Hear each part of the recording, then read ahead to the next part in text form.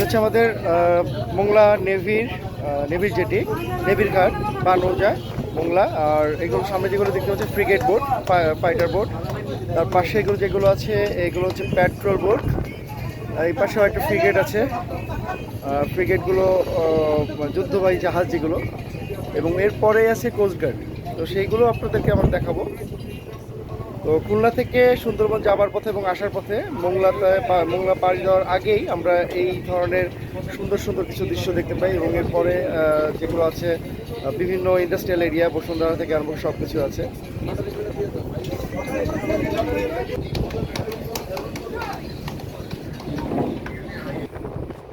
বানৌজা মোংলা ঘাটির পরেই আছে হচ্ছে কোস্টগার্ডের এখানেও ফ্রিগেট বোট আছে, পেট্রোল বোট আছে। মোটামুটি যুদ্ধ জাহাজের সব ধরনের বোটই আমাদের বানৌজা মোংলা এবং কোস্টগার্ডের সাথে সংযুক্ত আছে, কারণ এখান থেকে সমুদ্র খুবই কাছে।